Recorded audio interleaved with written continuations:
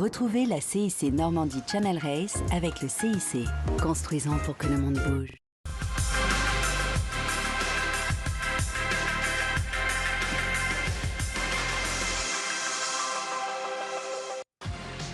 Bienvenue à vous si vous nous rejoignez seulement maintenant. On prend l'air du côté de la Normandie pour le départ de la CIC Normandie Channel Race. C'est la dernière grosse épreuve au calendrier. 25 monocoques qui vont se disputer l'une des courses les plus attendues de ce calendrier pour les monocoques. On est heureux de vous accompagner avec Benoît Cosset. Ça va Benoît? Ça va très bien, voilà. L'air marin vous fait du bien. Exactement, et puis on s'approche du départ du Vendée Globe aussi. Enfin, oui. Vous savez, c'est une année riche. Vincent Rioux est là d'ailleurs, ouais. Puisqu'on parle de Vendée Globe. Avec nous également un président, Alvard Navir. On ne parle pas que du Vendée Globe. Hein. Non. Président des classes 40. Ancien président. Ancien président. J'ai réussi à passer la main au bout de 8 ans. Il fait quoi le président des classes 40? Ce sont des classes 40 qui vont s'élancer là, mais... Comme tous les présidents, il ne fait rien. Non, ça, c'est pas bien. La classe 40, c'est une classe internationale, avec beaucoup de bateaux, beaucoup d'adhérents. C'est une classe pro-am. Il faut quand même que tout ça s'organise un petit peu, à la fois sur le plan technique, parce qu'on aura peut-être l'occasion d'expliquer ce que sont des classes 40, mais il faut que les bateaux soient quand même en règle, c'est-à-dire à la jauge. Il y a l'aspect aussi un petit peu calendrier, contact avec les organisateurs, ambiance générale, enfin, tout ça s'occupe. Mais heureusement, on s'appuie aussi sur des permanents de l'association qui font en sorte qui travaillent pas comme le bureau. Une gueule, une voix, Alvard. Et on est heureux de vous avoir avec nous, Alvard, pour partager donc le départ de cette CIC Normandie Channel Race. Benoît, prenons le temps d'expliquer pourquoi cette course est si prestigieuse. Alors c'est une course prestigieuse déjà de par son parcours qui est très intéressant. On va le voir, on va partir de la Manche, on va aller dans la mer Celtique. On va passer dans, et Alvard va pouvoir en parler, mais dans plein de secteurs vraiment bien différents. On va avoir de la haute mer, on va avoir du côtier, on va avoir voilà, des endroits mythiques aussi hein, du monde de la voile. Donc le parcours est fantastique hein, déjà. Oui, le parcours il est fantastique parce que déjà c'est un petit peu un condensé de plein d'endroits qui sont mythiques sur plein d'autres courses. Par exemple, on va aller virer le Fastnet qu'on voit qui est la pointe sud-ouest de l'Irlande. Mais pour ça, on va passer à l'intérieur de l'île de Wight par le fameux Solent, qui est un petit peu la Mecque du yachting. On longe toutes les côtes anglaises qui sont toujours pleines de surprises, pas forcément parce qu'il n'y a que des Anglais, mais il y a aussi des courants, des marins et tout ça. Remonter à Tuscarrock et longer ensuite toute la côte sud de l'Irlande. Donc c'est un parcours qui est très très exigeant, parce que très varié, et avec par rapport à des courses au large comme la Transat et tout ça, où on a toute la mer devant soi.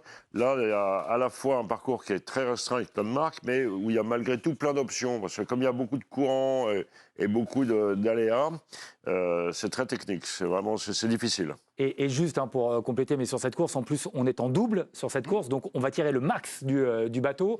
C'est un événement international, voilà. Il y a plein d'éléments et avec un plateau de bateaux très variés qui viennent de chantiers bien différents, où voilà, il y a plein de choses qui rendent cette course vraiment très, très, très intéressante. 25 monocoques, Benoît, qui vont s'élancer. En gros, une semaine hein, de navigation. Le format de la course est sur une semaine. Donc il y a quand même une différence énorme entre la voile et beaucoup d'autres sports. C'est qu'on ne peut pas prédire exactement combien de temps ça va durer. On sait que l'événement doit se passer dans la semaine, mais des fois, eh bien, on arrive à faire effectivement tout le parcours en 5 jours, 4 jours, même des fois, je crois que le record de l'épreuve de 4 jours et quelques. l'an dernier.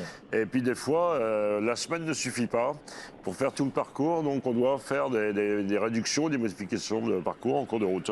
Selon les prévisions, alors il a été bouclé donc le parcours en 4 jours, 15 heures, 3 minutes et 1 seconde. Voilà la dernière fois pour le record. Mais là, il y a différents modèles. Pas que ça soit tellement parti de pour là pour l'instant. Là, ouais, c'est ou vendredi, voire samedi pour l'arrivée. Les premières images des bateaux qui nous parviennent en direct, 25 monocoques donc qui vont s'élancer. Benoît, par rapport à cette flotte, quels sont les favoris identifiés en tout cas? Si tu arrives à j'écoute. Yann Lipinski, je ne vais pas trop me tromper quand même avec son Crédit Mutuel et accompagné d'Antoine Carpentier qui fait toujours figure quand même des... Alors Antoine Carpentier, c'est sûr que Yann, il a toujours été très bon. Antoine, excellent, il a un palmarès énorme. Par contre, Yann, il faut quand même insister sur le fait que ça va être la première course du bateau. C'est un bateau neuf. Et comme tous les bateaux neufs, c'est un petit peu la grande inconnue. Mais c'est sûr que forcément, Crédit Mutuel fait partie des 12 favoris sur 25. Ah voilà, alors bon, il y a Delay et Schwartz, les Normands, voilà, sur le galet, qui peuvent faire partie des favoris. Xavier Macquart avec Carlos Pascual Manera sur le groupe SNEFF, qui font partie quand même des favoris, qui ont atteint la victoire, qui ont fait une grosse saison. Et puis après, évidemment, alors vous avez me parlé de Vincent Rioux, en effet, avec un nouveau bateau. On ne sait pas du tout avec ce nouveau bateau quelles seront les performances. Il a déjà de Vincent Rioux. avec. Ouais. Disons qu'il n'est pas ce qu'on peut dire du nouveau bateau de Vincent Rioux, parce qu'il a fait un pari très osé au niveau technique. La jauge classe 40, c'est une jauge assez restreinte, mais il a choisi une configuration de quille et de safran très différente. Donc tout le monde attend un petit peu à voir. Donc ce qu'on peut dire, c'est qu'il ne surclasse pas la flotte, mais il n'est pas du tout distancé non plus. Donc c'est une réponse aux Normands. Bah oui, vous êtes Normand. Hein. On n'attendait pas moins de vous. Pierre-Louis Atoile, qui est leader du championnat classe 40. Oh, il fait partie des favoris. On a un championnat classe 40 sur l'ensemble des épreuves du calendrier. Et pour l'instant, c'est cet équipage-là qui est en tête de ce championnat. Bon, il y a Guillaume Pierrewell avec Cédric Château également sur Sogestram qui peut faire un coup. Alberto Bona et Alberto Rival, ça ce sont des Italiens. Voilà. Parce que c'est la particularité qui peuvent peut-être se glisser dans la course. Déjà, la classe 40, c'est une classe internationale. Donc c'est sûr qu'on commence à avoir par exemple des Italiens arrivés en tête de classement. Et Alberto Bona, par exemple, a été le champion classe 40 2023. Et pour la petite histoire, Alberto Riva a perdu son bateau dans la Transat Québec-Saint-Malo. Et son compatriote l'a invité à naviguer avec lui, à faire la Normandie-Chaleur-Est avec lui. Tiens, je viens de voir le Project Rescue Ocean, là, le bateau d'Alex Tréhin. Alors, titré en 2021, il revient. Voilà, eux, ils font partie aussi des favoris. Quand même. Voilà. Bon. Il y en a beaucoup. Hein. Oui, ah bah oui. Je pense que les bookmakers s'arracheraient les cheveux sur la Normandie-Chaleur-Est.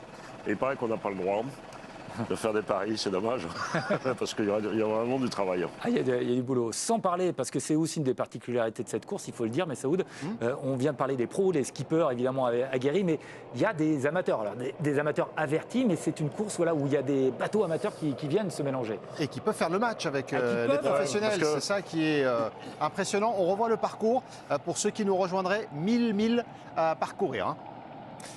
Alors c'est 1000 milles en route directe, je précise. Parce que malheureusement, la voile, c'est rarement en route directe. Évidemment. Voilà. Là, sur le trait, ça fait 1000 milles, mais en effet, on va être obligé de tirer des bords. Trace, hein. Et, voilà. Et donc, ça sera beaucoup plus long.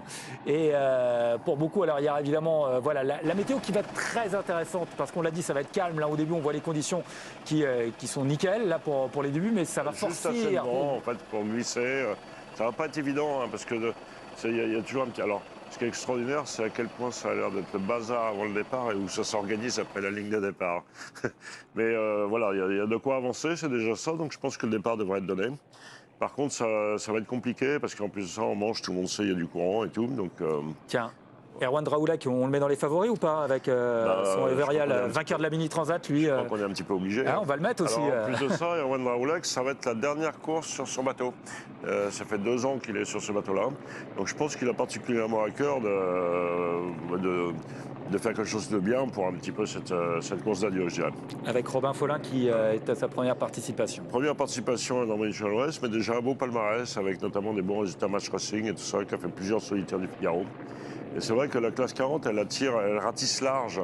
Parce qu'on voit, il y a des gens qui font quasiment que des classes 40, mais en général, ça ratisse depuis l'IMOCA, depuis la Mini Transat, depuis le Figaro. Ça devient un petit peu un point de passage, pas forcément de passage, mais pour certains, un point de passage obligatoire, et pour beaucoup, un point de passage qui se transforme en point de demeure, parce que finalement, ils sont très bien. Des bateaux de 40 pieds, hein, 12 mètres 18, hein, c'est 12 mètres 18. Ouais. En fait, c'est ça qui fait la particularité de la classe 40, c'est que c'est des bateaux de taille raisonnable. Donc, qui dit bateau de taille raisonnable, dit aussi budget raisonnable. Donc, c'est pas négligeable par les temps qui courent. Et on voit les bateaux, la Messaoud, et on a l'habitude, on a fait quelques départs ensemble, mais il faut bien dire, quand on parle de bateaux raisonnables, c'est très intéressant. Budget raisonnable, on parlait des amateurs qui peuvent... donc c'est évidemment, c'est 12 mètres 18, hein, c'est 40 pieds, donc, mais il y a le tirant d'air, il y a surtout pas de foil, des quilles et des mâts fixes, donc ça c'est très important. Voilà, on est dans une simplicité technique, on va dire, qui permet que ça soit accessible à tous. Et on est à moins de 4 minutes désormais du départ de cette CIC Normandie Channel Race. Si vous nous rejoignez, on est en Normandie pour vivre ce départ. 3 minutes même. Eh bien, tiens, profitons, allez, on prend l'air et On est sur la mer avec les 25 monocoques. Donc, il me semble qu'on a entendu le coup de canon des 4 minutes. Donc on voit là que tous les bateaux, ils ont une voile prête à l'avant, en tête de mât qui est roulée.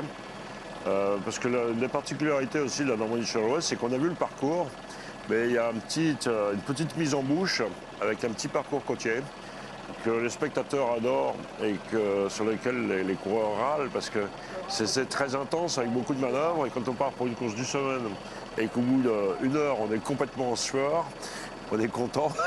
Et aussi, on est trempé même dans le petit temps, comme ça, on est complètement trempé par l'intensité des manœuvres. Et c'est toujours quelque chose d'assez intense. 2 minutes avant le départ. Oh là là, le palpitant qui commence à monter là. Le départ, hein, on l'a dit parce qu'on part en effet pas une course d'une semaine, mais vous allez voir, il va y avoir course au départ. Hein, ça va être très tendu. Tiens, justement, on en parlait. Il y a Lipinski et Antoine Carpentier. Alors maintenant, on voit des images qu'on ne voyait pas avant et tout, parce qu'on voit qu'il y a très très peu de vent. Et avec l'évolution de la société et tout, ben voilà, on voit les skippers qui ont leur gilet de sécurité avec 3 nœuds de vent, ce qui rend les manœuvres un peu plus compliquées et tout, mais voilà, c'est comme ça maintenant, c'est l'évolution. On a vu un bateau en sens inverse. Oui, parce que en fait, tous les bateaux, au départ, ça a l'air toujours très confus. Parce que la ligne de départ, il faut se placer dessus. Je rappelle aussi que, vite fait, qu'un bateau trimeur en mur, c'est un bateau qui reçoit le vent de la droite et prioritaire, c'est un bateau qui reçoit le vent de la gauche. Donc, les bateaux se croisent, sont un petit peu dans tous les sens. Chacun va chercher une place favorable sur la ligne de départ. Alors des fois c'est sur la gauche, des fois c'est sur la droite. Mais le problème c'est que les places favorables, on est souvent nombreux à les vouloir. Donc, ça va secouer. Voilà. On approche de la minute avant le départ. Benoît avec Alvard également. On va vivre 7 minutes qui précèdent le départ de cette CIC Normandie Channel Race. Donc là, on peut imaginer un petit peu où la ligne entre les deux bouées. On ne voit pas. Il nous manque un peu la ligne virtuelle. Ce sera pour l'année prochaine.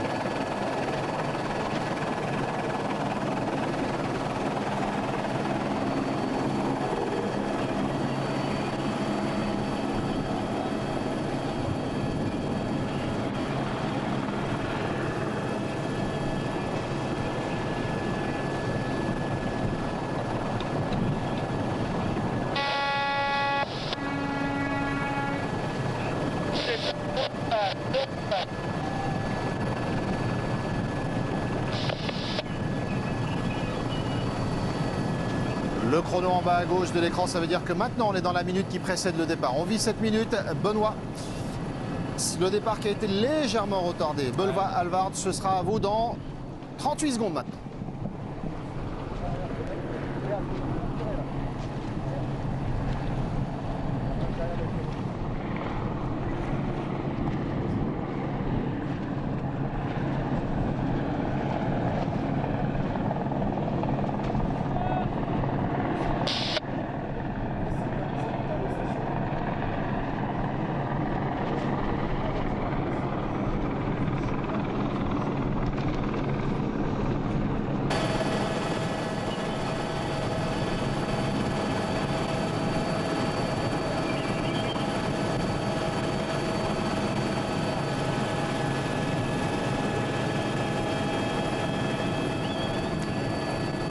Ouais, le départ donné, ça y est, c'est parti avec, il me semble, Sifrigo qui est parti, Guillaume Pirouel qui sera en tête avec Céric Chateau peut-être sur ce départ.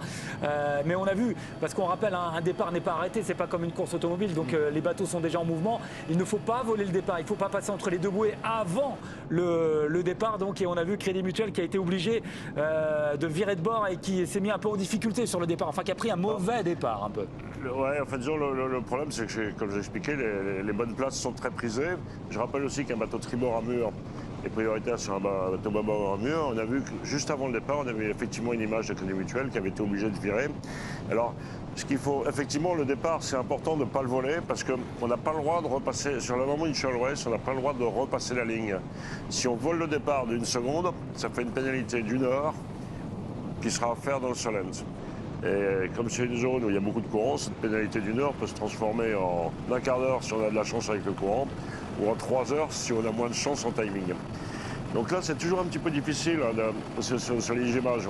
On a toujours le côté esthétique, mais tant qu'on n'a pas en virtuel la ligne, une vue surplombante, le retour du comité de course pour savoir s'il y a des bateaux ou pas qui ont volé la ligne, on ne peut faire beaucoup plus qu'une admiration des bateaux qu'un commentaire sérieux sur les positions des uns et des autres.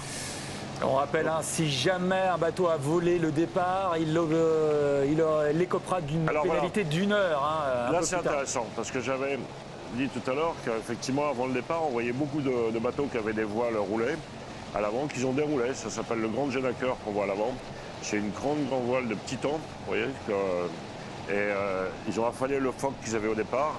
Ça y est, c'est déjà à peine parti qu'il commence déjà à y avoir des différences de voilure, des manœuvres et tout ça. Ouais, les images sont sublimes là pour l'instant. On voit aussi la superbe voile colorée. Vous l'avez aperçu peut-être tout à l'heure, la voile de Fabien Delahaye qui a été dessinée par l'artiste Vinny Graffitti. Il y a Crédit Mutuel qui est en train de dérouler son Genaker. Voilà. Milieu de peloton hein, pour l'instant, Crédit Mutuel de Yannick. Ouais, enfin c'est vraiment trop tôt. C'est très difficile, hein, comme je disais. Là. On n'a pas une vue. C'est là où, moi qui suis pourtant pas trop pour le virtuel, c'est là où l'image virtuelle peut servir pour faire un petit peu l'analogie entre ce qu'on voit sur l'eau à notre niveau, où on voit ça finalement comme un spectateur, comme si on était sur un Zodiac. L'image, elle est fantastique. On est au milieu de la flotte, à un endroit où nous, on n'a pas le droit d'aller. C'est extraordinaire.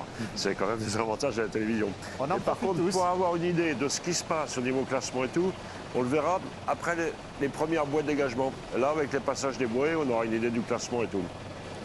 On a le temps. Alors c'est intéressant, hein, parce que vous voyez qu'il y a des bateaux qui ont déroulé leur grande voile, la grande Genaker, et il y en a d'autres qui sont restés avec leur petite voile. Parce que la grande voile permet d'aller plus vite, mais de moins serrer le vent. Il y en a qui vont choisir, comme là le galet, qui est resté sous phoque, parce que la première marque du parcours, c'est souvent une marque qui est au vent. C'est-à-dire qu'il va falloir tirer des bords pour y arriver.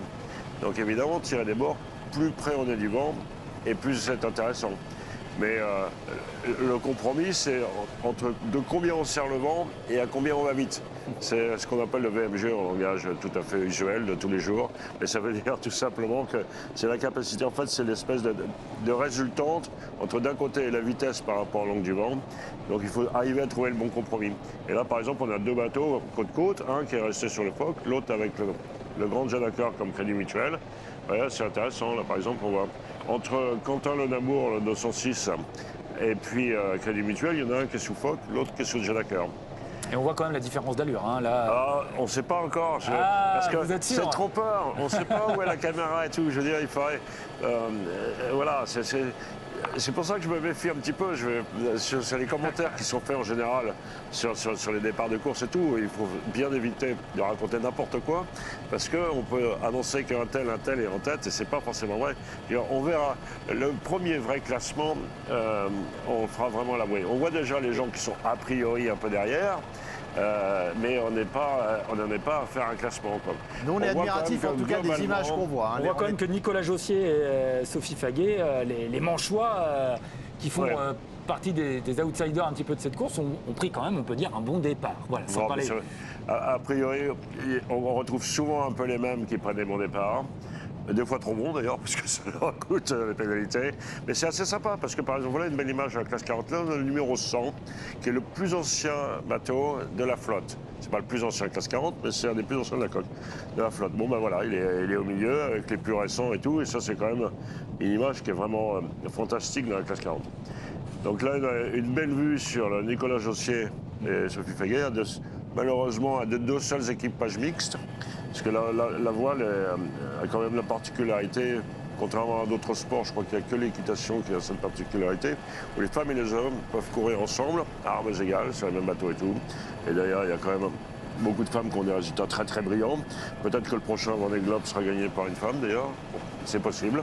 Et bienvenue la route du Rhum qui a été gagnée par Florence Artaud, qui courait contre eux. Et ça, c'est un truc qui est vraiment sympa. Et on regrette un petit peu Et contrairement à ce qu'on pourrait croire, c'est pas plus facilement, les femmes n'arrivent pas plus facilement à trouver des budgets que les hommes. Je veux dire, elles ont souvent même beaucoup plus de difficultés et c'est dommage. Parce que déjà, il y a des critères d'appréciation des sponsors qui sont un peu bizarres, qui considèrent qu'au-delà d'un certain âge, les femmes sont plus sponsorisables, alors que c'est au moment où elles arrivent avec toute leur maturité.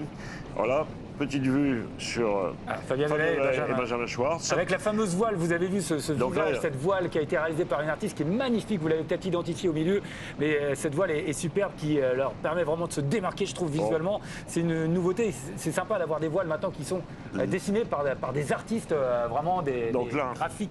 Par contre, je ne me trompe pas, il y a quand même quelques bateaux derrière. Là, on peut le dire. On peut le dire quand même maintenant. Ah, Bon, et vos amis italiens me semblent quand même un petit peu loin aussi. On voit le bateau Ipsa là qui... Loin, je dirais pas. C'est quand même très groupé et tout. Mais, faites attention à ce que vous dites, Benoît. Oui. Non, mais pour un départ.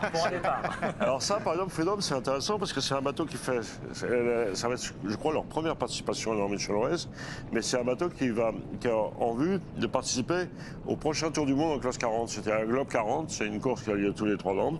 Et le prochain départ de Globe 40, ce sera en septembre 2025. Ce sera un Tour du Monde pour les classes 40 avec des escales. Donc il y a quelques bateaux dans la Normandie Channel qui participent à cette course-là en vue de leur qualification pour ce Tour du Monde.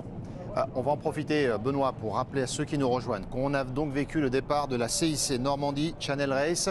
C'est l'ultime épreuve de la saison. On est parti pour un sprint d'une semaine. C'est ce qui fait la beauté de cette course. Ouais, on exploite totalement le potentiel de ces fameux classes 40 avec une course en double en plus, 1000 milles en Manche et en mer Celtique. Donc au départ de la ville de Caen, on vient de s'élancer donc avec, on l'a dit, un vent assez faible donc, mais regardez déjà la vitesse de ces bateaux qui viennent de s'élancer. Ils sont 25 bateaux au départ avec un parcours de 1000 milles donc qui va les amener dans des endroits mythiques de la course et de la course au large notamment.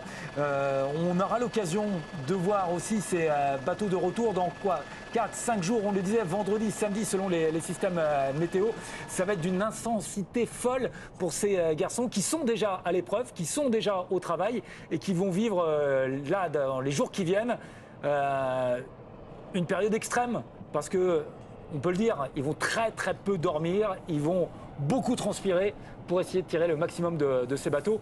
Ils partent voilà, pour 5 jours de folie. Oui, parce que ce qu'il faut dire, c'est que la navigation en double, ça a quand même une particularité. C'est qu'on n'est que 2 à bord, mais par principe, dès qu'on est plus de 1, on mène les bateaux comme si on était en équipage. Et donc, on peut se retrouver dans des situations qui sont un petit peu, non pas extrêmes, parce qu'en classe 40, il n'y a pas de situation extrême, mais assez difficile parce qu'on pousse le bateau vraiment comme en équipage. Les bateaux ne peuvent pas aller plus vite en équipage qu'en double, en tout cas en classe 40. Sur des bateaux beaucoup plus gros, il peut y avoir des différences, mais sur la classe 40, le double est assez exigeant aussi, c'est une forme assez différente du solitaire, parce que c'est vraiment ce qui fait la qualité de l'équipage, c'est évidemment l'harmonie du duo, avec des fonctionnements qui sont complètement différents d'un bateau à l'autre, mais c'est une forme de course qui est vraiment passionnante. Et on va en profiter, tiens, mais comme si vous étiez au milieu de cette flotte. Marquons un silence et profitons de cette atmosphère autour de la Normandie, donc après le départ de cette CIC Normandie Channel Race.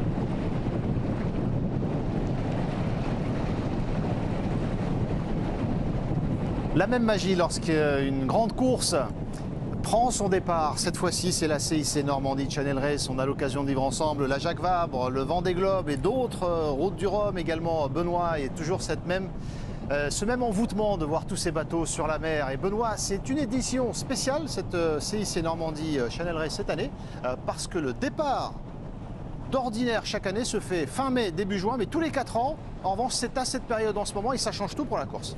Alors, en termes de météo, en effet, ça change vraiment les conditions. Quoique maintenant, aujourd'hui, dans les systèmes météo, on ne sait jamais vraiment où on va. On peut avoir à peu près. Mais tout de même, normalement, voilà, c'est une période. Et on aurait pu penser à un départ un peu plus musclé, par exemple, aujourd'hui. C'est pas le cas, vous voyez. On est parti avec un départ assez calme. Alors, c'est vrai que c'est tous les 4 ans parce que c'est une histoire de calendrier, parce que le calendrier des classes 40 au final est plutôt bien chargé. Donc, et tous les 4 ans, on a une course au Canada. Hein.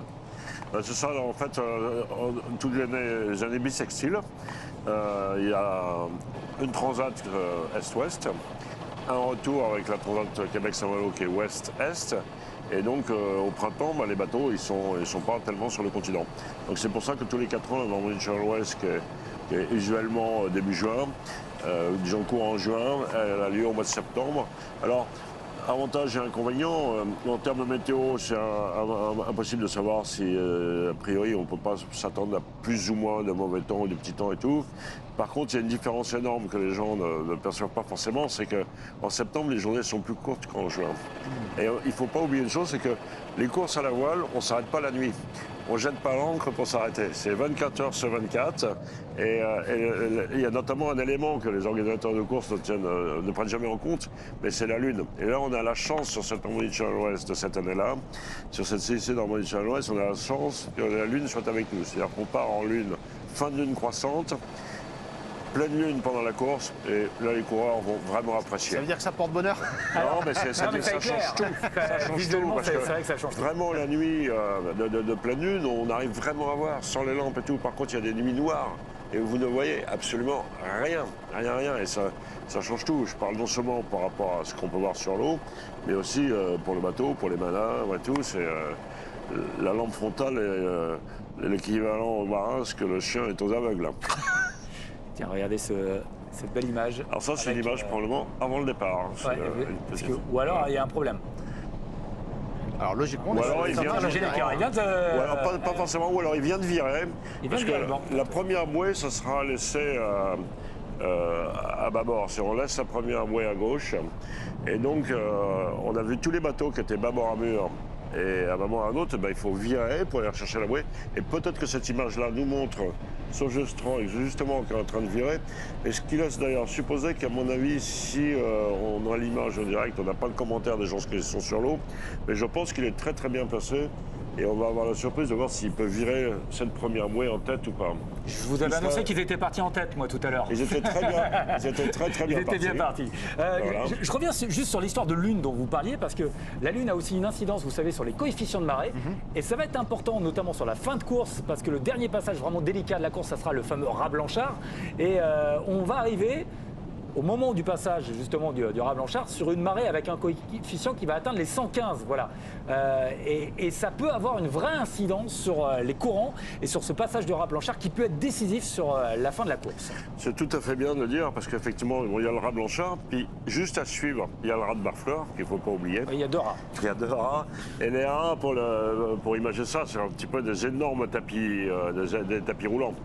Parce qu'en grande marée, comme on va avoir un coefficient de 115, les coefficients, ça va de 30 à peu près à 120. Donc un coefficient de 115, c'est presque le maximum, mais ça veut dire des courants qui sont usuellement à plus de 6 nœuds dans le rat Blanchard.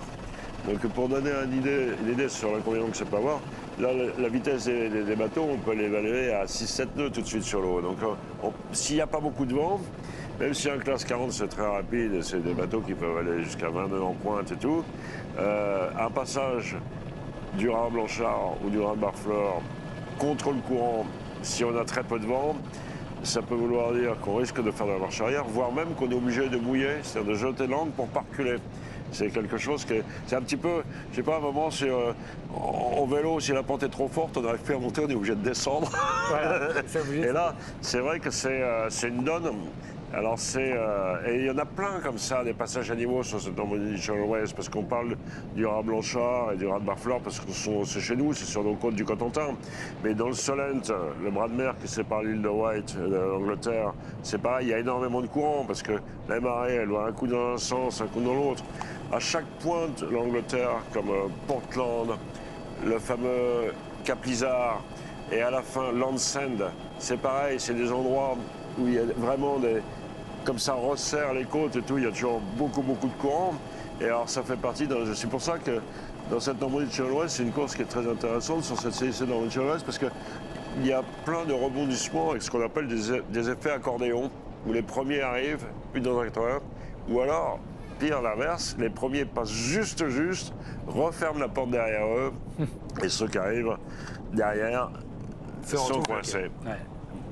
Et c'est l'occasion de préciser, Benoît et Alvard, que c'est une course qui est très appréciée par les navigateurs parce que justement, eh bien, c'est leur talent, leur science même de la navigation qui est sans arrêt mise à l'épreuve. Hein.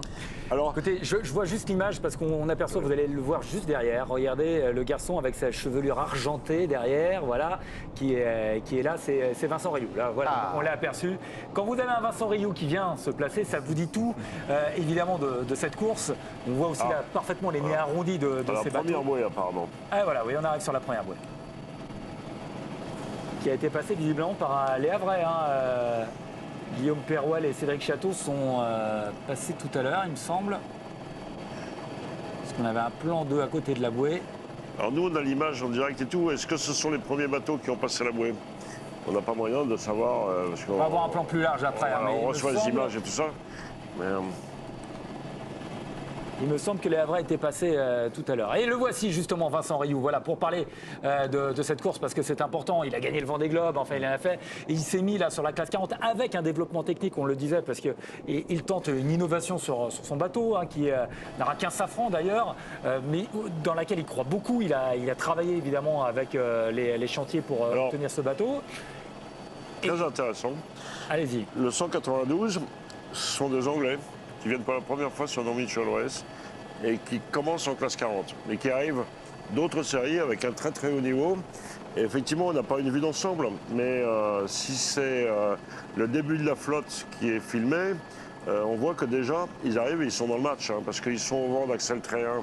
Avec un bateau français, quand même, hein, un bateau Verdier. Hein. Oui, c'est un bateau Verdier, c'est un bateau qui a été construit par le chantier Structure en Bretagne.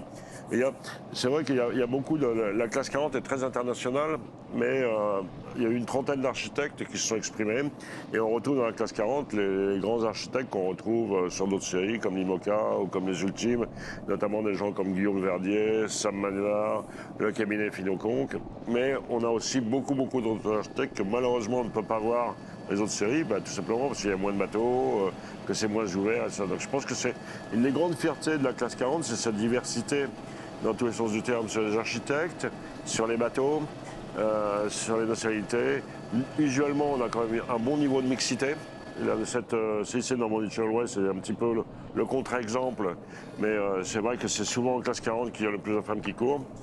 Alors, bleu-blanc, ça c'est Quentin Le Nabour, c'est un bateau qu'il a mis à l'eau cette année, qui n'a pas eu de chance sur la transatlantique parce qu'il a eu un problème de bout dehors, c'est-à-dire cette espèce d'esparlavant. Donc en fait, c'est sa première course vraiment sérieuse avec son nouveau bateau. 162, c'est Axel Tréhin, avec Erwan Lemenet, qui court. Lui, c'est toujours un concurrent sérieux. Il a gagné en 2021, c'est lui qui l'a gagné. Voilà. Hein, il a gagné en 2021. Et sinon, il est toujours...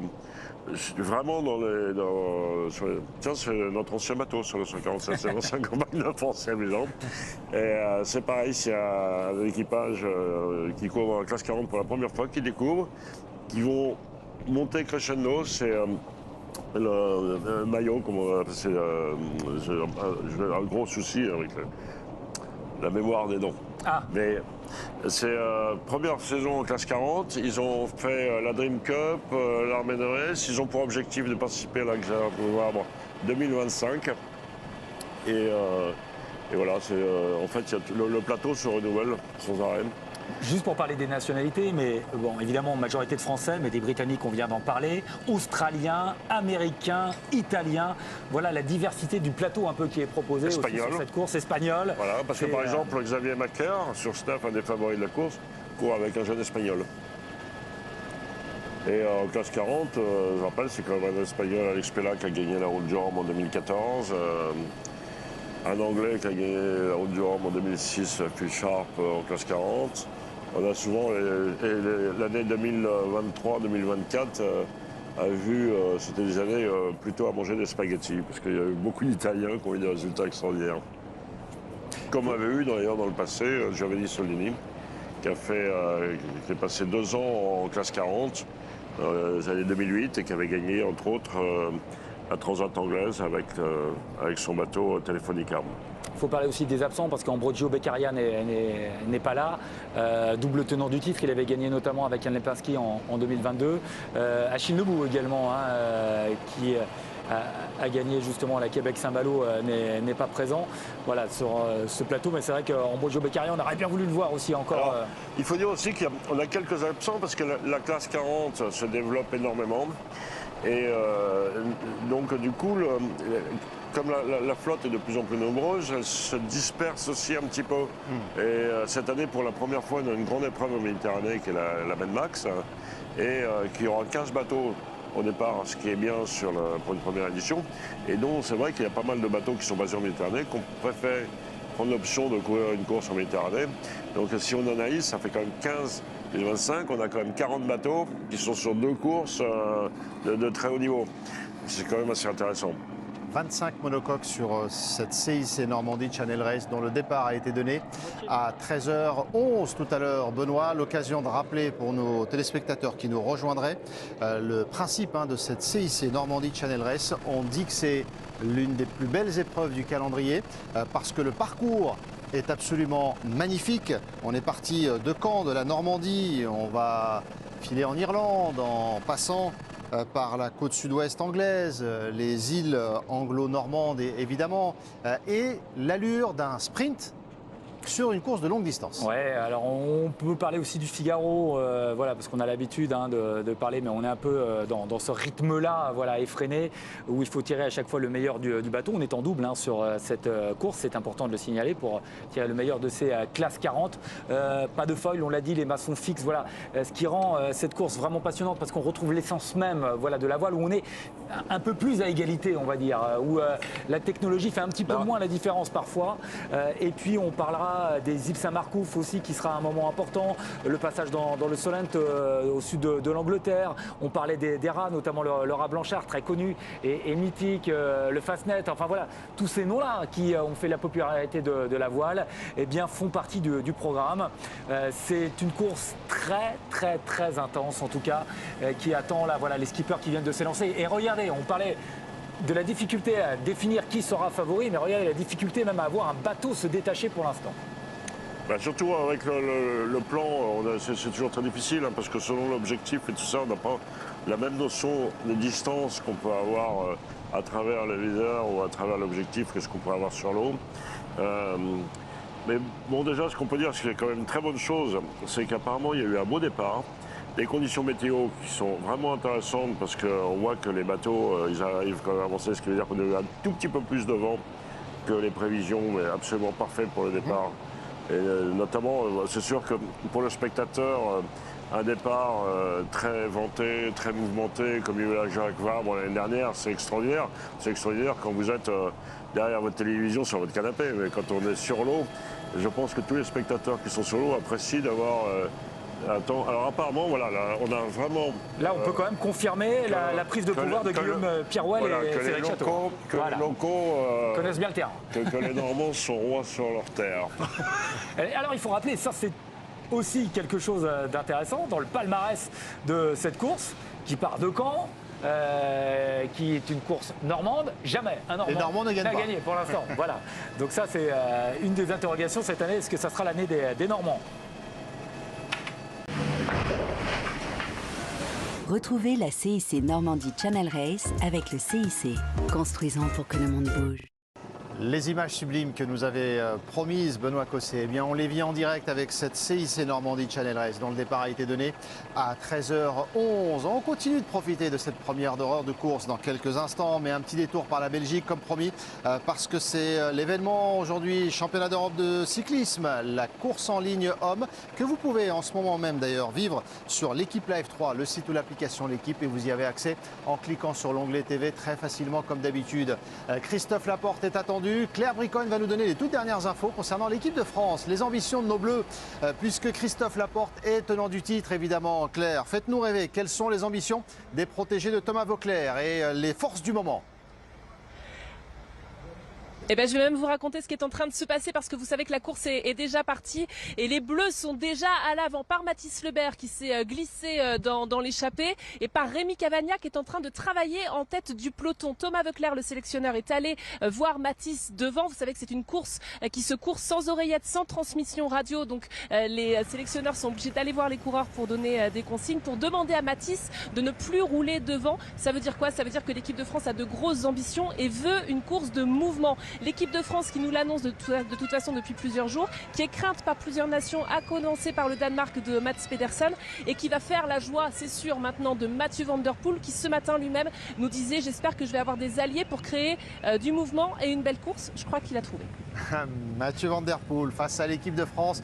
La course qui est à suivre en intégralité sur l'équipe live en ce moment même. Vous pouvez y aller donc sur le site ou l'application L'équipe et l'arrivée qui sera de toute façon à vivre sur la chaîne à partir de 15h10, juste après l'arrivée du bol d'or. Les événements s'enchaînent. On est au Castellet, on est en Belgique, on est également à Caen, au large de Caen même désormais. Benoît, allez, rappelons ce que l'on vit en ce moment, cette beauté de cette CIC Normandie Channel Race. Oui, un départ canon. Si tout à l'heure on avait du mal à vous définir qui est parti en tête, là on peut déjà vous annoncer qu'avec une avance quand même assez confortable, hein, pour l'instant, Guillaume Piroual et Cédric Chateau sur le Sogestram Sifrigo ont pris le meilleur départ et se trouvent donc en tête de la course. Et on a des images là très spectaculaires avec les speaks qui sont sortis, mais vous avez peut-être vu Crédit Mutuel qui est pris dans un peloton en fait. Voilà, on est dans une régate là où on se frôle quasiment entre classe 40.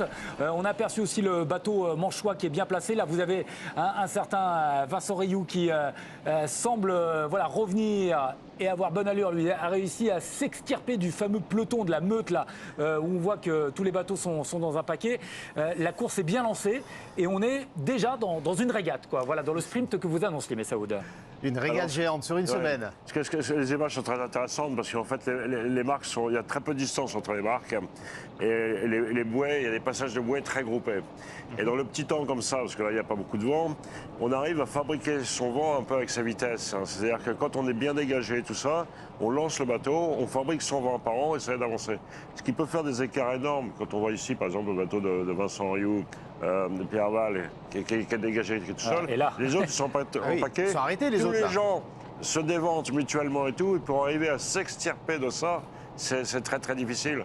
C'est pour ça que dans le petit temps, des fois, il y a des écarts énormes, parce qu'en fait, le premier... Mais là, Alvar, il Benoît, parler, cette image. regardez, c'est très spectaculaire parce qu'ils sont à quelques mètres les uns des autres. C'est très dangereux, ils peuvent se toucher. Parce que là, c'est incroyable. Regardez, les images, on peut frôler l'accident là. Moi, c'est. Alors, heureusement, il n'y a pas trop de vent, mais malheureusement, on peut avoir des bateaux tout aussi groupés quand il y a beaucoup de vent. C'est ce qui s'est passé notamment par la Transjacques Vabre, où il y a des collisions qui ont entraîné des dégâts sur les bateaux. Parce que quand il n'y a pas de vent comme ça, on arrive un peu à se repousser à la main. Je veux dire que il y a plus de vocifération que de morceaux de plastique qui volent. Mais par contre, quand il y a beaucoup de vent, c'est sûr que des passages de bouée comme ça peut être extrêmement chaud. Mais c'est impressionnant l'écart en si peu de temps. Pour Guillaume Piroual et Cédric Chateau. Alors je suis assez content parce qu'il faut quand même compter une petite mésaventure de ce bateau-là cette année. C'est qu'au retour de Grand Voyage, il a été touché par la foudre. Le bateau a eu énormément de dégâts et il a été complètement refait, et à tel point que Guillaume Piroual, qui est un navigateur très brillant notamment, qui a monté son talent sur la solitaire du Figaro, il se sentait presque un petit peu maudit et tout, et je pense qu'il doit avoir parfaitement à cœur de montrer tout son talent, et il est parti, il était hyper motivé pour cette course-là. Bon, maintenant, la route est longue, comme disaient d'autres. Il a 30 ans, hein, Guillaume Piroual, voilà, c'est un garçon qui fait partie un peu de ces nouveaux skippers avec une tendance un peu ingénieur, vous savez, voilà, qui a une vraie sensibilité et qui, là, peut réaliser un coup. On l'a dit, les Normands n'ayant jamais gagné cette course, il prend un départ canon. La route sera longue, hein, on va rappeler quand même, parce que c'est 1000 milles, mais on va passer par les îles Marcouf, je disais, le Fastnet. Enfin, voilà, on sera dans le Solent de l'Angleterre. Il y aura le Raz Blanchard pour terminer avec ces coefficients de marée qui seront déterminants. Et c'est vrai que tout à l'heure, on vous a fait très peur en vous disant que les bateaux allait même peut-être pouvoir reculer. Mais voilà, il y aura beaucoup d'épreuves à passer. Mais prendre un bon départ, c'est déjà bon pour le moral. Et c'est toujours un avantage, notamment dans la lecture météo qui va y avoir des prochaines heures. Parce que le vent va forcer un petit peu. Tiens, Yann Leplaski, Crédit Mutuel, qui fait partie des favoris, on l'a dit, qui est un des grands favoris, qui est un peu plus en difficulté. On l'a vu tout à l'heure un peu dans la meute. J'ai l'impression qu'il a voulu s'extirper un petit peu du je pense que surtout Yann, peloton. il doit être très prudent parce que le bateau est tout neuf. C'est sa première course. Il ne l'a pas encore en main. Il le découvre et tout ça. Donc il est évidemment très très bien équipé avec Antoine Carpentier qui a un palmarès à faire couler le bateau tellement il est grand. Mais il faut qu'il prenne ses marques sur ces bateaux-là. Il ne faut pas oublier que les classes 40 sont quand même des bateaux assez simples, mais pour des bateaux assez simples, c'est quand même assez complexe. Ce sont des machines qui sont très abouties, beaucoup de détails, et voilà. Et ils sont partis pour une semaine environ, pour certains, un petit peu moins pour d'autres, et un point qui sera fait chaque jour sur la chaîne pour cette CIC Normandie Channel Race. C'était un bonheur de vivre ce départ une nouvelle fois. Benoît, merci infiniment. Merci Alvard Mabir, ancien président des classes 40, et je crois que ça s'est entendu, qui connaissait tout sur tous les bateaux. Merci infiniment. Et il la vend bien, sa classe 40. Et il la vend très très bien. C'était la CIC Normandie Channel Race avec le CIC. Construisons pour que le monde bouge.